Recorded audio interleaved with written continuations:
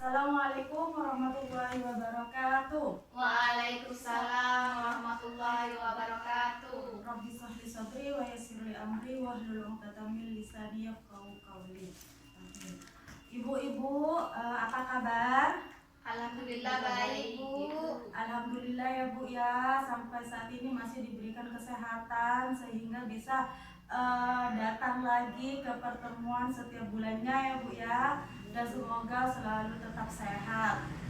Dan terima kasih kepada ketua kelompok yang telah memberikan izin tempat untuk kita melakukan pertemuan kelompok setiap bulannya.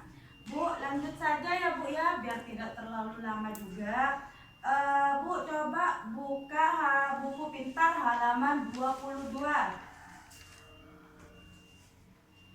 22, Bu. Ya, Bu, hari ini saya akan menerangkan tentang cara mencegah kekerasan di keluarga dan bermasyarakat, ya Bu ya, dan di masyarakat. Jadi di halaman 22 itu ada cerita tentang anak tidak mau sekolah. Coba Bu Nani dibaca halaman 22, Bu. Ini ya, Bu ya. Iya, Cerita Bu. anak tidak mau sekolah. Ya. Kisah ini bercerita tentang seorang anak kelas 1 SD yang tidak mau berangkat sekolah. Dia bernama Nina, anak dari Ibu Endah.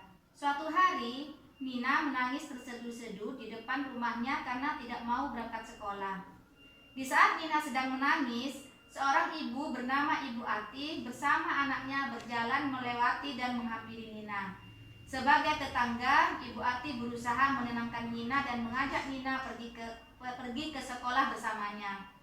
Namun di saat Ibu Ati sedang berusaha mendiamkan tangisan Nina, tiba-tiba Ibu Endah, ibu dari Nina, keluar dari rumahnya dengan wajah marah.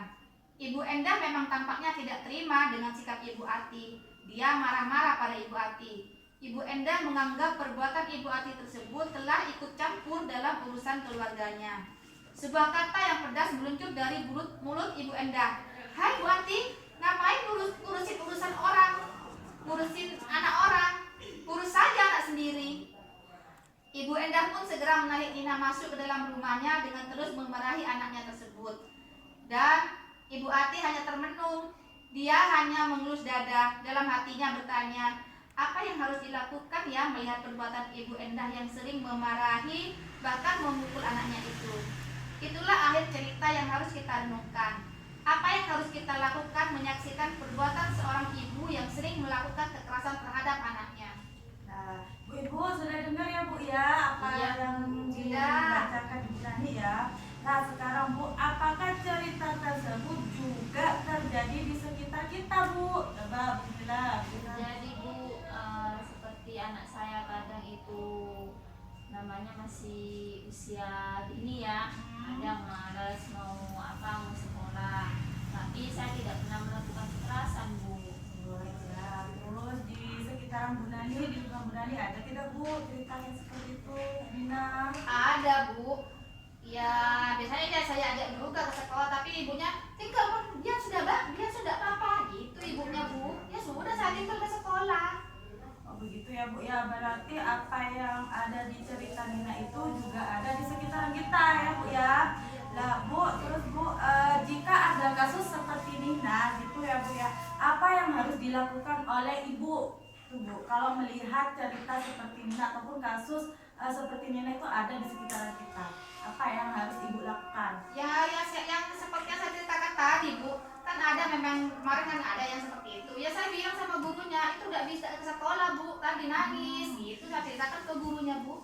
Terus kalau Bu bilang, Kalau saya apa ya Bu ya,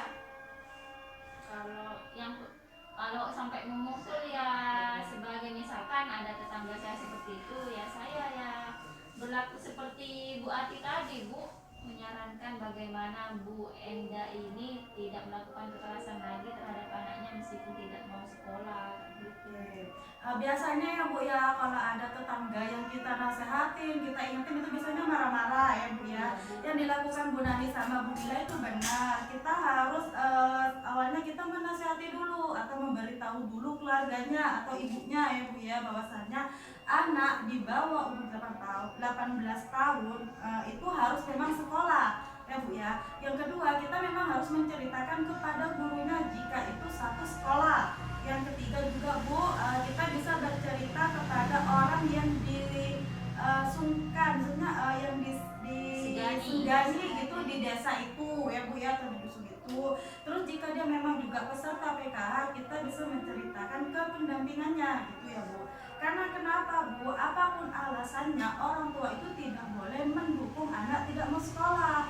Ketika ada anak kita ataupun ada kasus seperti itu di sekitaran kita, terus orang tuanya itu mendukung, itu sangat salah ya Bu ya.